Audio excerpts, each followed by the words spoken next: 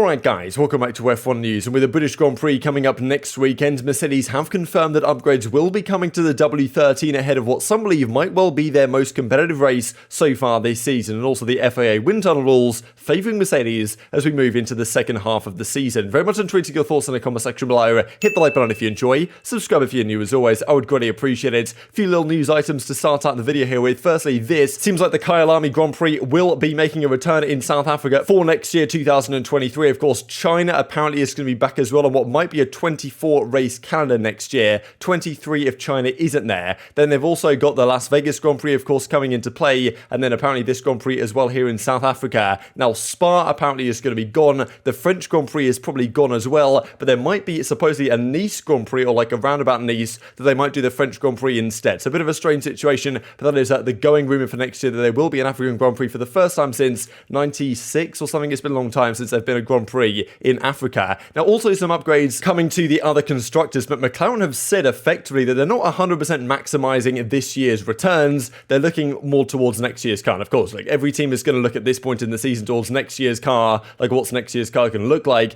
Mercedes have said many times that they're not going to switch this model back to the old version of the car without the kind of side pod, the no side pod design, so that they get as maximum possible amount of information they can out of this car, so they can best design next year's car and decide what kind of concept they want to go next year. Now, of course, every team at this point is deciding to go down a similar route. Haas effectively have said, look, we don't have enough money left to do upgrades on this year's car because Schumacher's been in the wall too many times. Therefore, we've got to effectively do very minimal upgrades to this year's car and just some focus on next year's instead. McLaren have effectively said a rather similar thing where, yes, they are going to still do some upgrades to this year's MCL 35, whatever it's called, but their focus is really going to be on next year's car because this year's one hasn't really worked out too well. They will bring small upgrades, but nothing major, which are still expected from the top teams through the rest of the season, potentially from Mercedes as well at the British Grand Prix. Now, with Silverstone generally being a pretty good track for upgrades to come to, Alpine have also said they are preparing an upgrade package as well, so they're certainly eyeing up the kind of third place or the fourth place right now the McLaren have in the standings and try and take that away from them. And on current trajectory, you wouldn't bet against them doing so, especially if they are continuing to focus on this year's car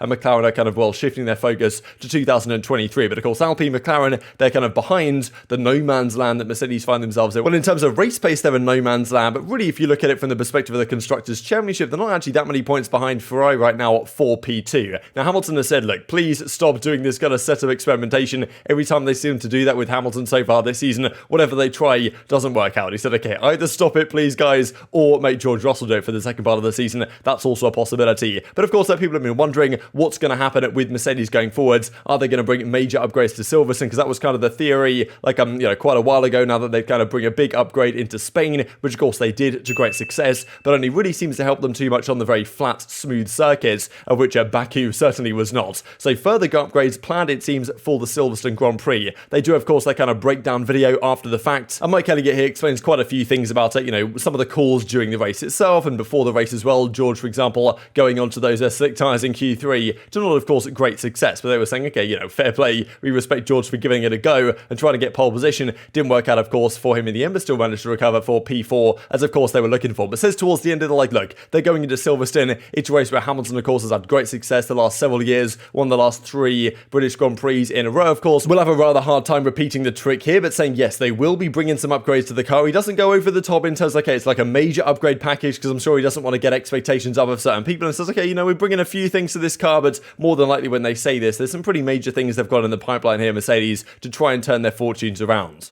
Well done, team. Great result. But what can we expect in Silverstone, and can we compete for the win? Well, one thing you can be sure of is we'll push as hard as we can. We'll be bringing new bits to Silverstone. We'll be trying to push the car forward, trying to get some pace from the car we've got or from the package we've got, as well as the new bits we're going to add to it.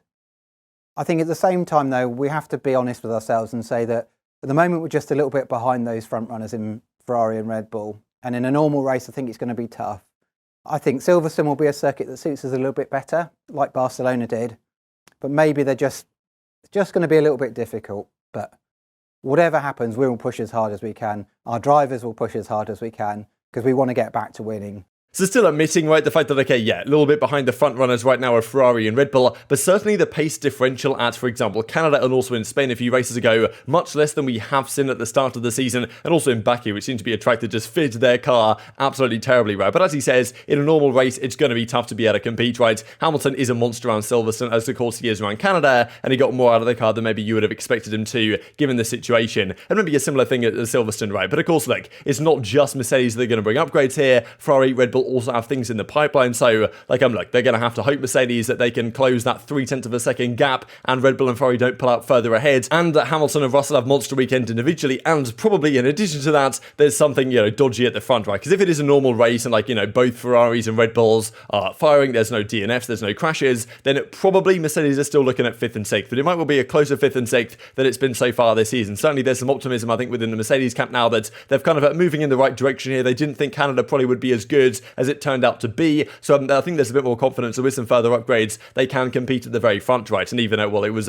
Christian Horner from Red Bull said that he does believe Mercedes and Hamilton will be a threat come the British Grand Prix, right? Of course, look, they're also planning their own upgrades themselves, but we'll just have a look here. This is thanks to Formula Stats, really, just some statistics in terms of race pace differential through the entirety of the Canadian Grand Prix. Obviously, some of this stuff can be biased by certain situations. Leclerc stuck behind Ocon didn't help his average lap time, for example, but you can see the Mercedes drivers, 3-4 tenths off the pace, which is not the closest they've been this season. The closest they were was Hamilton's pace in Spain. We'll see that here in a second, but still, I think a lot of people didn't expect Canada, given it can be a bit of a bumpy track, to be quite so good for Mercedes as it ended up being. So there is some confidence there that with the setup they have, with a few tweaks and on a slightly better circuit that suits their car a bit better, they might be able to compete for race victories. And I'm sure they're hoping that these upgrades, as Mike Elliott mentioned, will be able to do exactly that. Their most competitive race so far this season was this one, where Hamilton had it very close to Perez's, well, in terms of average race pace. Pretty much he had this monster stint in the middle of the race where he was lapping pretty much the fastest guy on track around Spain as he was fighting his way up from the back to the front of the grid, right? So this is something that I'm sure, as Mike Elliott said, he doesn't think it's going to be quite Spain, right? Silverstone isn't, especially with the new asphalt layer down and potential, there are still going to be some bumps there, so it's not clear. He doesn't believe the track's going to be as good to their W13 as Spain was, for example, but still, they believe it might be better than Canada, and if that's the case, you might see a similar gap to this. I'm sure they're hoping so in terms of race pace to the front runners. If anything hammers up front, they're going to be there once again to collect the positions. But despite all these upgrades, whether they're quite in position here in race 10 to compete with the front runners in terms of pure pace seems rather unlikely, especially as I say with the other teams are not exactly just going to sit there and wait for Mercedes to catch up with the pace of the front runners. Now, another positive for Mercedes is going into the second half of the season that in terms of the F1 aerodynamic testing regulations, they now are more, because they've dropped down in terms of constructors, they find themselves actually in a more advantageous position. Effectively, what the FIA says is that the teams near the top don't do as much or can't do as much wind tunnel testing as the teams lower down to try and level the playing field, right? And if you're a great team, you get to do less wind tunnel testing, and that of course is usually been Mercedes at number 1. This year they're number 3, which means that going into the second half of the season, July through December 2022, they are allowed a higher percentage of the aero testing limit, so effectively average, they're allowed 256 wind tunnel runs, I think, during this 6 months period, and Red Bull only allowed 224. So Red Bull had more in previous years because they were second in the constructors, and now Mercedes have significantly more in the second half of this year as well. So that could be a good positive thing for them going into next year, but also potentially whatever they want to do on this year's car. And the other big winners of this actually are the Williams guys, because now they're all the way at the bottom of the Constructors' Championship this year, therefore they get at the highest potential allocation of the wind tunnel run. So they should theoretically benefit the most, as with Mercedes, as time progresses here. But of course, not going to be too relevant for Silverstone upcoming. This is very much a lag time, of course, in the impact of anything along these lines. Now, as Christian Horner said after the Canadian Grand Prix, where Max Verstappen won in the Red Bull, he was like, look, he's looking at Ferrari, he's hearing the rumours that they're going to bring some upgrades here, of course, Mercedes as well. He was like, wow, they were pretty competitive here. He expects they could potentially be challenging for the victory in Silverstone as well. So